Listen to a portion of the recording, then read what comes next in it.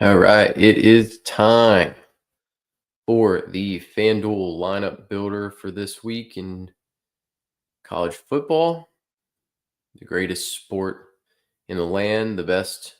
It's I like to call it NFL fantasy on steroids. I think this week overall, arching thoughts here. I think you're going to mix and match at quarterback because there's a ton of mobile guys, and mobility is going to be key. uh, Guys that could put up a ton of numbers with all these shootout games. And then I'm going to have a fairly tight playing pool for running back and wide receiver. Um, and then I'm just going to kind of mix and match quarterbacks in, maybe pair them with one weapon if I do. But for the most part, it's going to be a lot of similarities across lineups for sure. So, starting out with the core plays at quarterback on FanDuel this week. Number one, John Mateer at 11-2. It's dang near impossible not to want to get here. The guy's been absolutely unstoppable so far this season.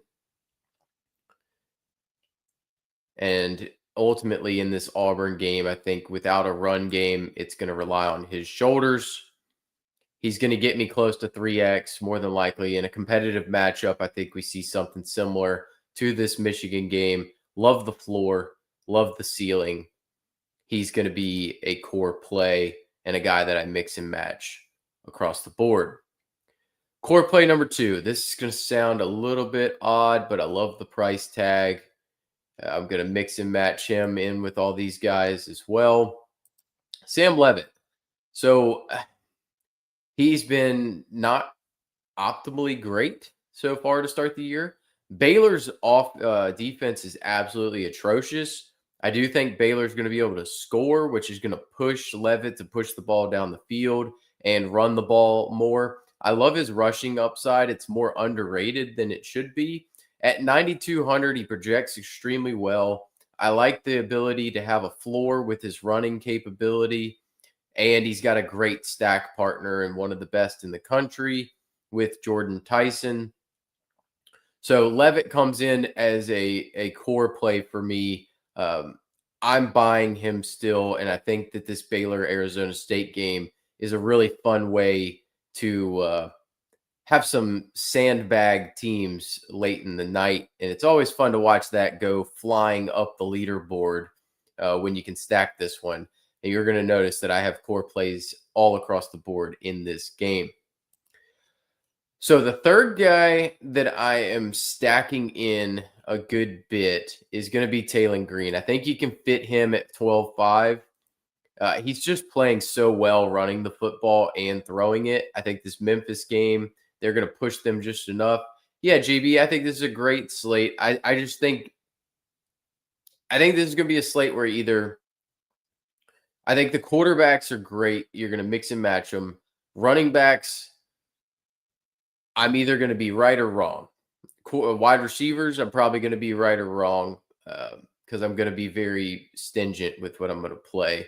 But I think Taylon Green is borderline core play. He's one of the guys with the other two that I'm mixing and matching. So I played round robin. First thing I did this morning was do my quarterbacks of how I'm going to play these teams. And I'm going to round robin Green, Mateer, and Levitt, and then mix in these other guys that are going to be in this pool with each of them, basically. So top GPP option. I'm going to go dumpster diving here. I want to mix and match him in because I want to be able to get these top end running backs, top wide receivers. And you're gonna have to hold your nose and pray here. But I think Angeli at 6'8" is an option. He's terrible. His rushing numbers are gonna destroy you. But if I can get a 20-point game out of him somehow, I love it. With the salary I can save. Do you need to save it? No, not at all. Do you want to stack him with anybody? Heck no. Don't bother. I'm just hoping he throws for 302 and then somehow doesn't get destroyed in the sack column. So I'm going to take some shots here but I would limit it to, I would say max 5 to 10% of your pool for sure. Like he's the least guy I want to get to least. I just like him on a points per dollar basis. All right, rest of the pool. Everybody else is basically going to be mobile or have the either want mobility or the upside to throw for 400 yards in a game. So highly mobile is going to be the key though for the most part. Guy in the pool that is getting played with the top three as a round robin. Devin Dampier. The floor is amazing with the rushing capability. His passing volume is going to be solid. I think they end up playing a little bit of bully ball with Texas Tech and trying to run the football. So I'm going to buy into Dampier as the guy that I trust the most, given the split backfield. Can you take shots in that backfield? Sure, but they're not necessarily in my pool because of the risk factor. So I love Dampier in this spot. I think he's a great play. He just barely misses out on the core functions because I think that game, given the 10 a.m. local start time, puts a little bit of a damper on that one for me. And I think it's less likely to shoot out than the Arkansas, Arizona State's Duke games even, and TCU. Next guy in the pool, we're looking at 11K Sawyer Robertson. So I think this game can shoot out. I do like an angle. His rushing capability he hasn't showed yet. He has it. He's throwing the ball fabulous so far. Good stack partner. I like Josh Cameron personally. I think he's the best option to pair him with. I will have a Levitt Sawyer full game stack with like Bryson Washington, Josh Cameron, Jordan Tyson. I'm going to have a full game stack of this thing that is just going to sit at the end. 59.5 total in this sucker. I think it flies over potentially. We kind of saw what Mississippi State was able to do. I think Sawyer Robertson's a much better player than Blake Shapen. So they basically traded those guys, actually. Blake Shapen for Sawyer Robertson. I like Sawyer Robertson a lot better than Blake Shapen, but still a good play. CJ Bailey. This is another game I think sneaky shoots out. Maybe. I don't know that I'm going to end up playing a full game stack of this on FanDuel. I'm definitely playing a full game stack of this on DK, though. His rushing capability is very good. He gets used in the red zone well. Great floor on him. Does he have GPP winning upside? Maybe not, but I think you could see something where he gets 2 to 3 rushing touchdowns, maybe throws another 1 or 2, and that might get him there. But at 10.5, he's probably one of the lower guys in my pool. I would say his GPP winning upside isn't necessarily there, but his floor is very good. So I'll take a shot here or there. I'd like him a lot more in that low 9K range. That's kind of the difference, right? That makes Levitt a core play versus Bailey not so much. It's the $1,300, and I like the game environment slightly more for Levitt versus Bailey. And then let's see, 9,800. I debated Mendoza. If you wanted to play Mendoza, you can. I'm not leaving him on my pool. What I think, we'll get to what I think about this game with Elijah Surratt, but he has some rushing capability. He's passing the ball well. They haven't played anybody yet, but Mendoza does have upside in this spot. I wouldn't blame you for taking shots there. I think that's a close game for sure. Josh Hoover, 100% in the pool. Mentioned it. He doesn't have rushing upside, but he does have 400-yard passing upside in this one. I think this game shoots out. We loved him on DK. I'm still going to love him on FanDuel. He's just not a core play here because no bonus, but he's getting mixed and matched with those top 3 options of Green, Mateer, and Levitt. He's going to go in, and he's got an easy stack partner. You're going to see him in a little bit. Last guy in the pool for me is Mensa. They just throw the ball more than any team in the country, which is insane. I'm shocked at it, but they're relying on Mensa. I like Mensa. He's got He's got enough mobility to be a positive there. I think he throws for 300 in this game. NC State, not a very good defense by comparison. So I think he throws for 300 and multiple scores. Do you need to stack him? No. Can you? Yep, sure can. So I think if we can get north of like in that 25 range, I'd feel really good. Something like this 2 lane game, I'm happy with. But the downside is this 16 is just not getting it done. So that's where it's scary. He's on the back end of the pool. I'm probably similar to him with Angeli. I'm probably going to have similar exposure, that 5-10% shot here or there, but not a ton for sure. All right, let's go to the running backs. Now I was went so like quarterbacks all spread out like that for me. Running back is going to be very, very tight, and it's going to depend on who I'm playing at quarterback to some extent. I'm going to say my core play number 1 is Bryson Washington. It was underrated before the season started, the fact that Dawson Pendergrass was out. They lost the kind of the complementary piece to Bryson Washington. So he's getting all the work, and every single game he has the capability to run for 150 and 4 touchdowns. He's done it the last 2 weeks with the scores. I like that.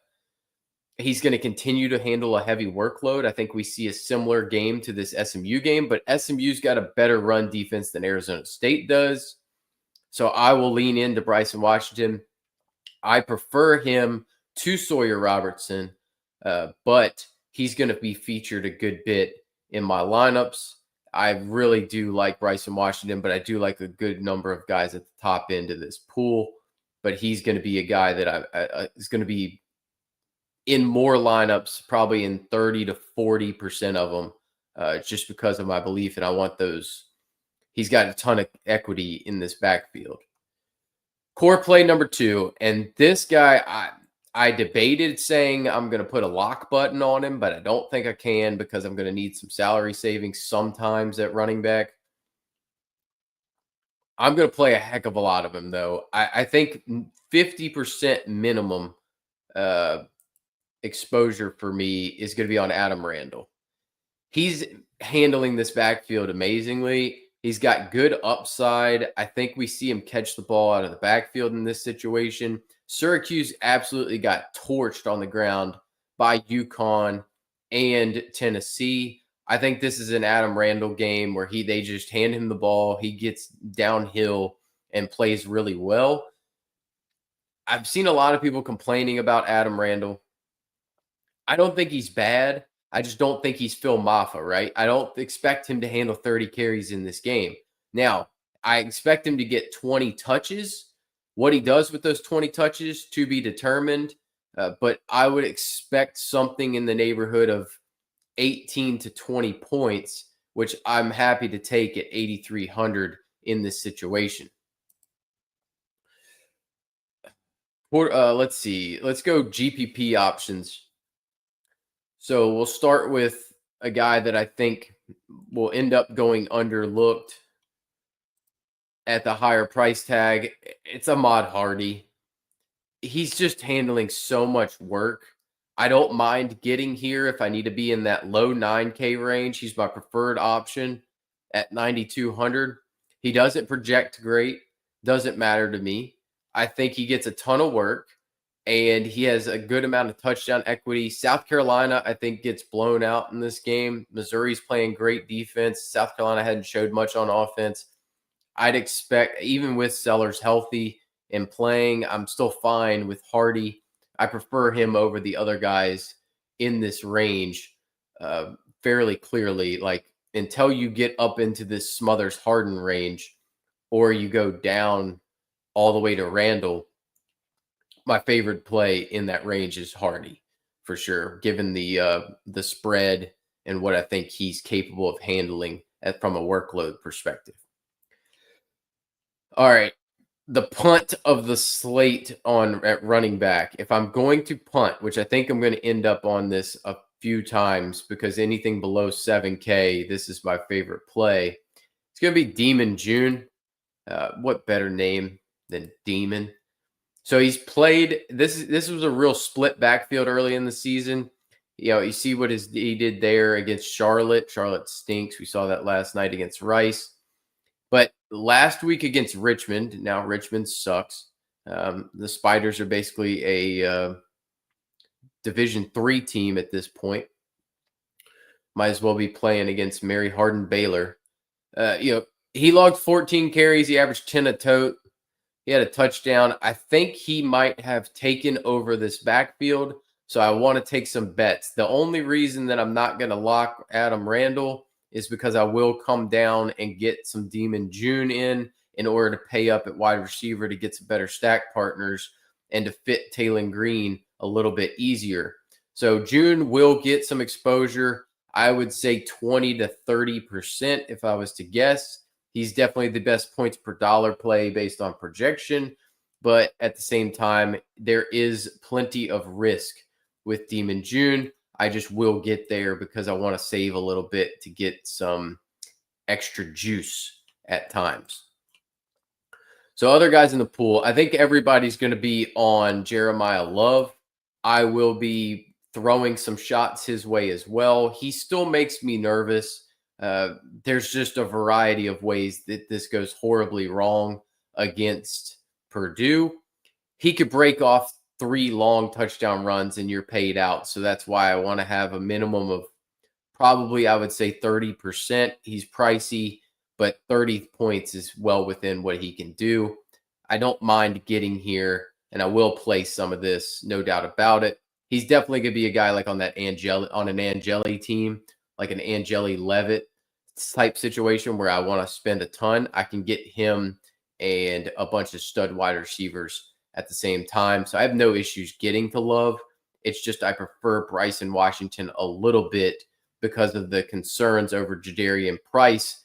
If touchdown luck falls his way, then Price gets 2 touchdowns, Love gets 1.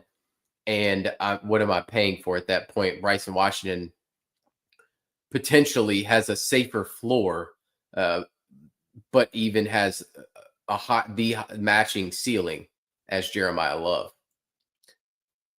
Kewan Lacey, I'll keep him in the pool. I don't love that. I might not get there, but he once again, workload is just unbelievably good and consistent. So there's no reason to not have him in the pool, not mix him in. He's probably a 10 to 15% exposure type guy for me. I just prefer Love and Washington and Harden for that matter. He probably is the 5th favorite. I even might prefer Smothers to that extent, but I like Harden a ton. Great for pairing with your Hoover stacks as a bring back at 98 or 9,900. He's not going to project great, but his touchdown equity is great. And with the lack of mobility, with the ankle issue for our guy Kevin Jennings, I think you see more Harden around the goal line. And I got kind of lambasted early in the season after that Baylor game or before the Baylor game. I was kind of getting crapped on based on the preview from the college fantasy guys that I know, that I kind of said Harden's going to take over this lead role. He has. It didn't take very long. And then after the Baylor game, I said, hey, look, like he's going to be 60 to 80% of what Brashard Smith was. Well, everybody said, no, that's not what it's going to be. Everybody's starting to come around to that. So I'm buying in. I'm buttoning him on DK. So that's somewhat mitigating exposure by getting a little bit off on FanDuel. Plus, he's expensive here by comparison. And on DK, he's basically a free square.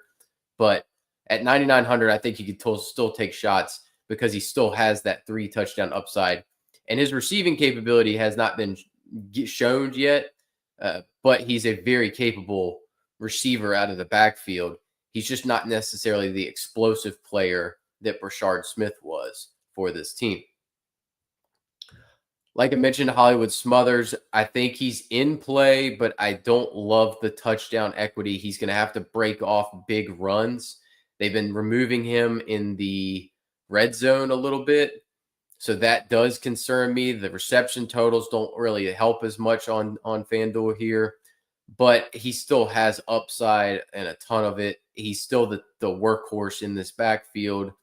More than happy to pay 9,800 for him and take shots here and there, especially when you play Mensa. It's a good option to get him in there as a bring back in case that game does shoot out, because that's the only shot that Mensa has to paying off in that situation. Moving on down, you'll notice that I did not say Justice Haynes. I'm not playing Justice Haynes. They are missing a guard this week. Just not my favorite play. I think he ends up more in a situation similar to that Oklahoma game where it took a 75-yard run in order to pay off anything. Emmett Johnson. He's the very, very end of my pool. I think Randall's going to carry a ton of ownership. Technically speaking, I should put this in the GPP section, but Johnson's handling all the work for this backfield. Do I think they have a disadvantage along the line of scrimmage? Yes. He's still going to catch a ton of balls, though. So I'm going to mix and match him in here and there. Once again, that's a 10-15% ownership thing for me. I think he comes in at sub 10%, so I don't mind being over the field. But he does have touchdown ability around the goal line. You know that Raiola's not going to run the ball. So it's going to be Johnson getting runs and Johnson catching short area passes if Raiola is under pressure. That gives him an outlet valve. And you're just going to see a ton of short area capability. And Emmett Johnson's definitely a good pivot off of Adam Randall. So I will have some Emmett Johnson just to differentiate myself a little bit here and there. Final two guys in the pool. So Jaden Ball, I'm still going to buy. He had a great receiving game last week. 7,100, his price tag's getting down into a good range, a range that you can feel comfortable taking shots on. I don't mind a Randall Ball type situation. Pretty happy there. He's catching the ball well. He's running the ball at a good clip. LSU, very tough defense. Miami, tough defense as well, but I think that Florida's still going to have to move the football, and the way to move it's going to be through your best player. Your best player is Jaden Ball. Don't mind taking a shot here and there. That's probably a 10% play for me. I'd be remiss if I didn't mention Sutton Smith. Still need to see what happens with Greg DeRozier's. If he's out, I will adjust a little bit and get some 8,100 Sutton Smith in there, especially on those Taylor Green teams. You can get Randall and Sutton in and be okay. Keywan Lacey played fairly well against Arkansas last week. They're gettable. He's very talented out of the backfield and on the ground. It's one of those situations, though, if Greg DeRozier's is healthy or playing, it takes enough away that I would worry about that. What is DeRozier's price? I haven't really looked because I don't think he's going to play. But just want to make sure. Yeah, 5,800. Okay. Well, I'm still out there. I just don't want to get there. Just because. Don't play guys coming off injuries. That's the easy answer. Last guy in the pool. I don't know that I'm ever getting here, but I left him in because for a good reason to discuss something. So Roman Hemby.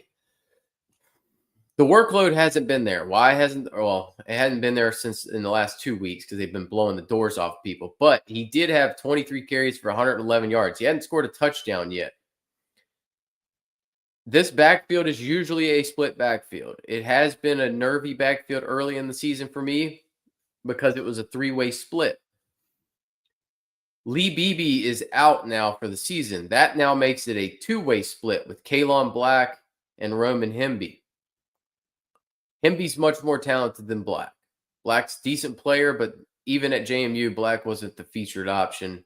There was other guys that were getting plenty of carries. Latrell Palmer. multiple other guys. So I would say I like this price on Hemby in this matchup. Now, Illinois' got a decent run defense, but Hemby's a good receiver out of the backfield as well. He showed that at Maryland previously. Talented runner. I think it's worth taking a shot here and there on Hemby. He's got a terrible projection at 9 points this week. I expect him to outperform that 9.2 projection and probably find the end zone in this one. So I think he's an interesting play, and you can get off of Demon June to get to Hemby, and Hemby will have some of my exposure on that cheaper end, which might end up limiting my ball exposure for sure. Wide receivers. I mean, is there ever a week that I'm not going to put Jordan Tyson as a core play?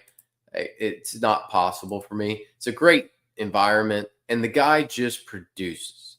Like, yes, he hasn't had an explosion game yet with 200 yards. I don't think Sam Levitt's hit 200 yards.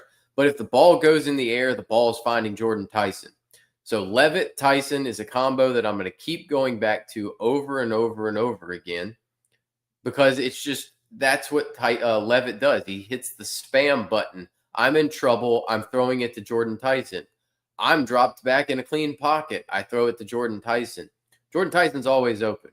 Man's like 7-Eleven, as they would say. He's going to catch a ton of balls. This game has all the opportunity to be a shootout. I think you're going to see Tyson in a very similar situation. He's going to have 6 to 10 catches, over 100 yards, and a touchdown, at minimum 1 touchdown. And we haven't seen the explosion yet, but it's coming. So I'm going to keep buying into that, and I'm going to play a ton of Jordan Tyson, and it can work very easily. I'm going to make Elijah Surratt a core play. This is a nervy thing to do. And maybe it's some homerism at the fact that I appreciate everything Elijah Surratt's done, and I've watched him play a ton of ball over the last 3 years. This 9 for 97 and 3 is indicative of what his role should be. I was highly frustrated at this Old Dominion game. They just did not look for him. The reason why I want to put Surratt as a core play, now I don't know that I get here a ton, but I'm putting him as a core play because my belief system is that this game, I think Illinois plays soft coverage over the top and wants to keep everything in front of him and limit the big play. Omar Cooper had a monster last week with like 200 yards and 4 touchdowns. He's got speed to burn. So they're going to want to hem him in, not let Mendoza beat them over the top, make Mendoza beat him in the short area. Well, who operates in the short area? It's Elijah Surratt. So Surratt's going to sit here and just pick them apart and dink and dunk all the way down the field. Do I think he goes for a mountain like just this monster 200-yard game? No, but I think 10 catches for 150 is well within the realm of possibility. I think he can get to 20 with no touchdown. And Mendoza's a capable enough quarterback to pick them apart. So I think that's what you're going to see is the dink and dunk game with Elijah Surratt over the middle of the field and in the short area. And that's the matchup advantage that Indiana has against Illinois. So I think that's kind of what you see by comparison versus them trying to take the top off the defense. It's just not going to be there. So I like Surratt a good bit. We're not talking, 40%. We're talking like 25, 30% if I was to guess. But I like him a good enough. Cooper Barkate. I mean, I talk about the same guys every week, guys. I love this kid. Hadn't scored a touchdown. Just continues to dominate the target share. I think this is a game where Barkate finds the end zone, goes for around 100 yards, 6 for 100. It's a Jordan Tyson-esque line. I think he gets 20 points in this one, goes for 3x value. Big fan of him in this spot.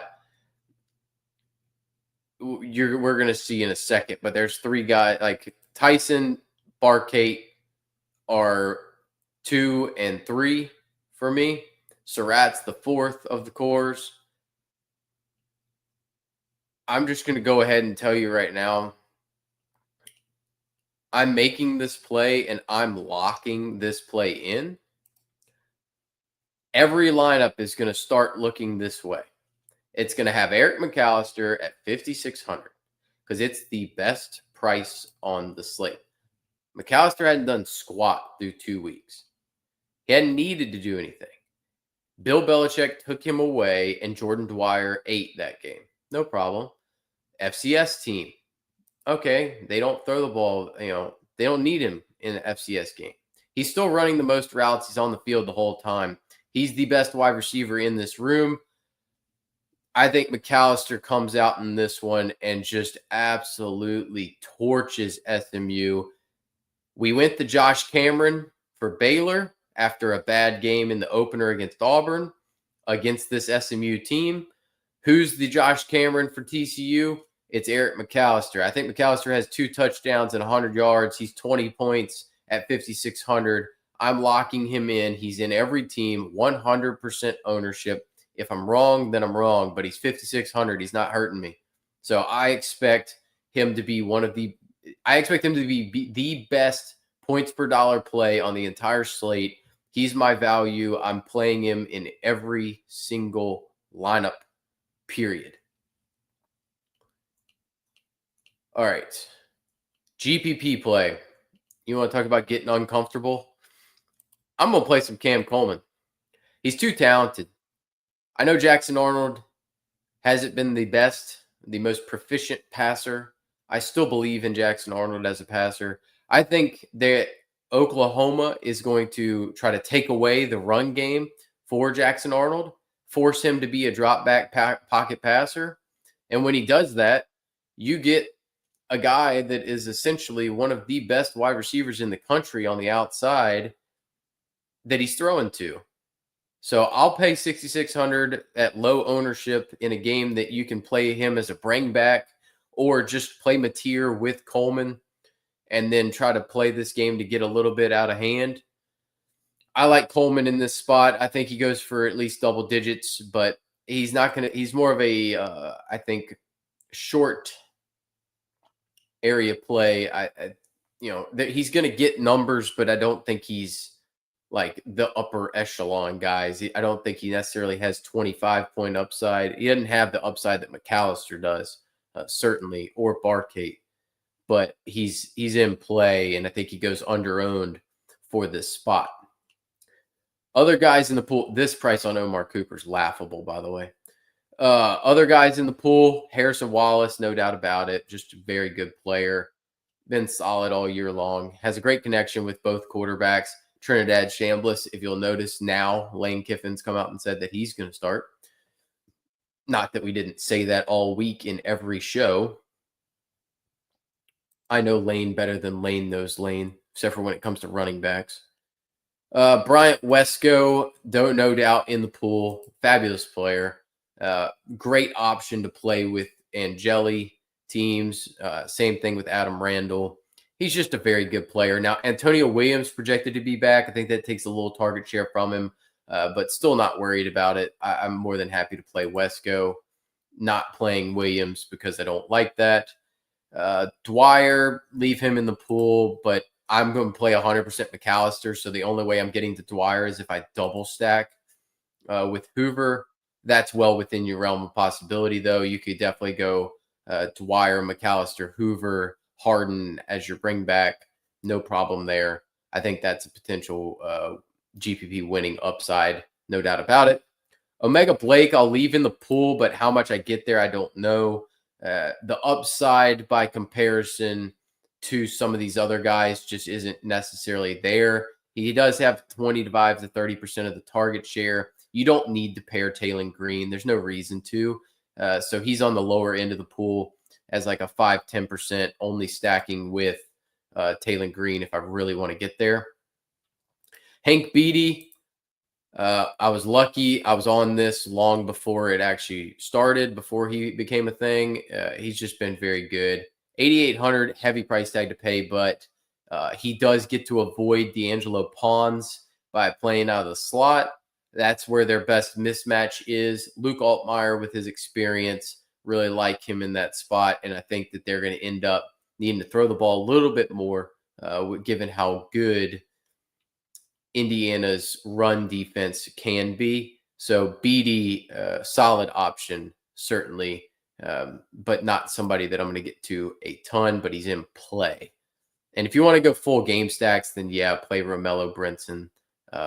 You can do that with the double for TCU. Bring it back with Brinson and Harden, no doubt about it. Might have one of those, but not necessarily something I'm looking for.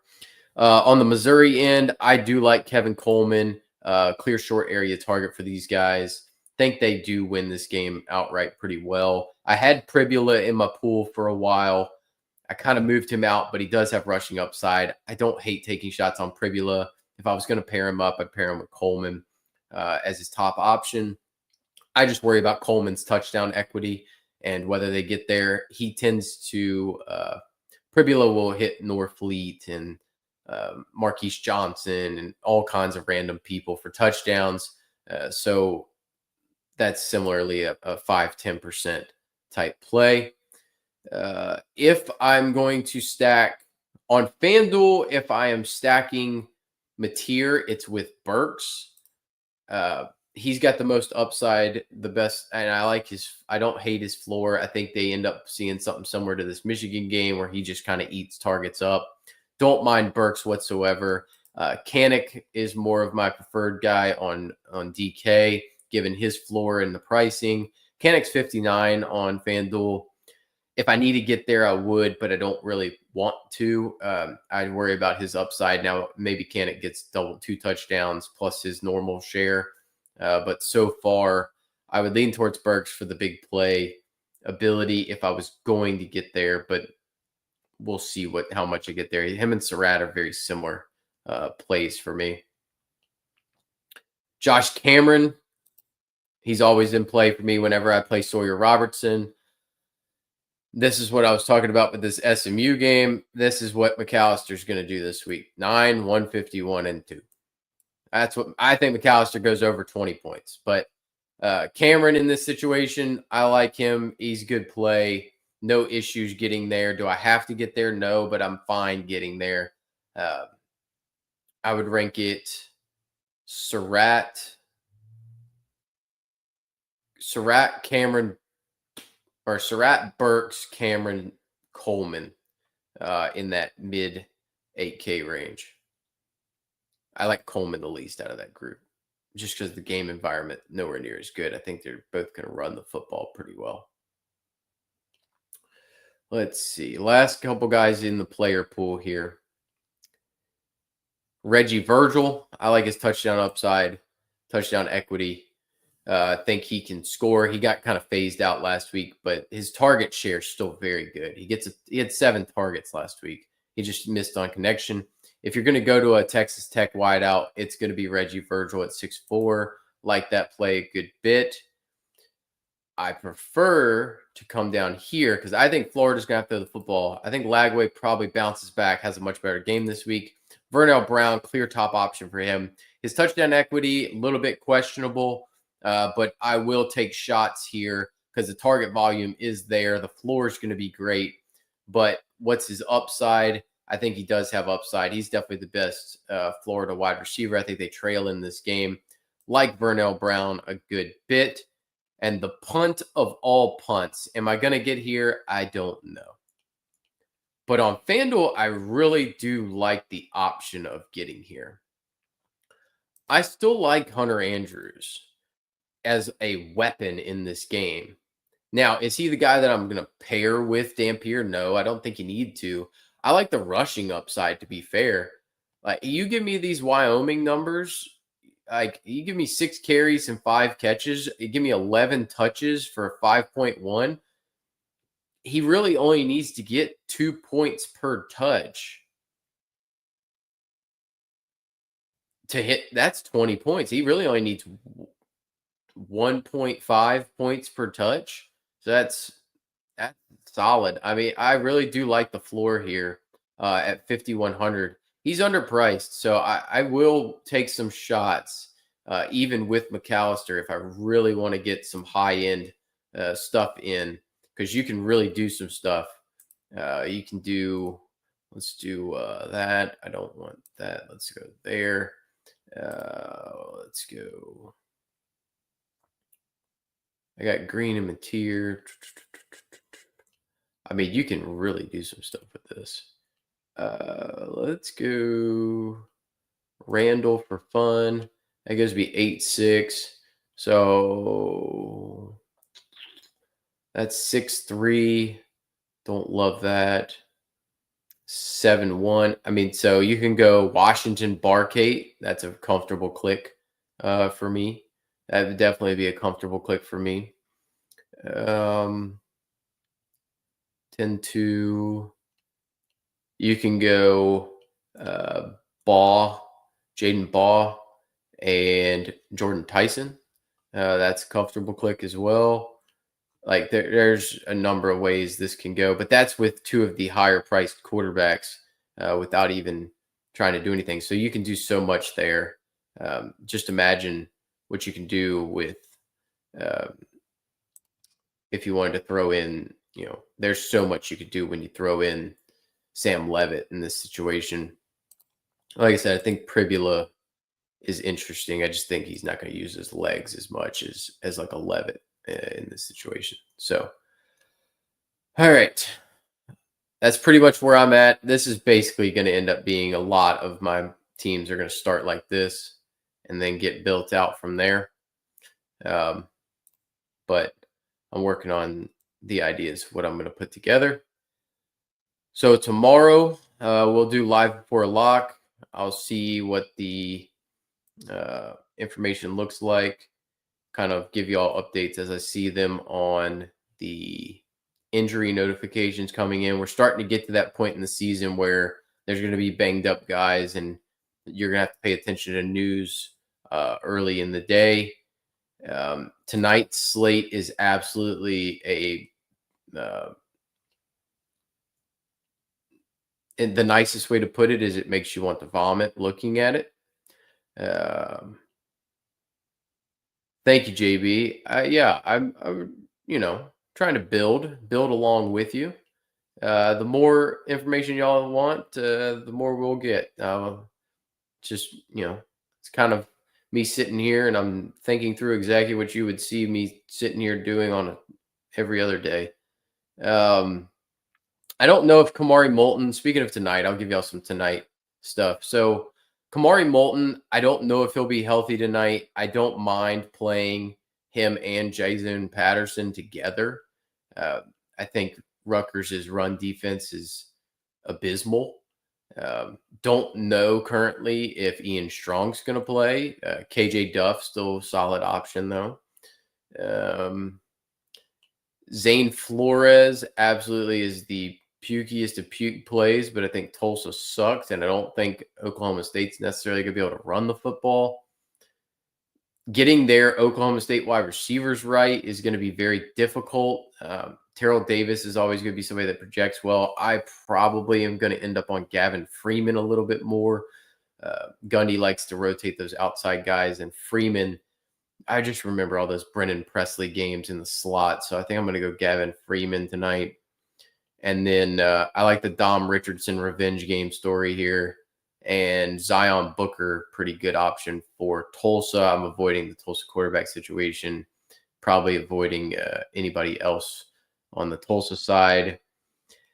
I'm 50-50. I kind of like Ethan Kaliak-Manis as a just pukey play, but Mark Gronowski can run the football. And man, I mean, it's the just two putrid things facing off with Iowa doesn't want to score and Rutgers can't stop allowing points. So which thing's going to give? I don't know. But yeah, so that's kind of where we're at for tonight. But it's an ugly one. I don't think I will want to watch much of it, but I'll end up because I'm a glutton for punishment. I'll be back tomorrow. We'll probably talk night slate for DK. That's a fun one. It's got some options. It's definitely an interesting one. Not a lot of value on that one.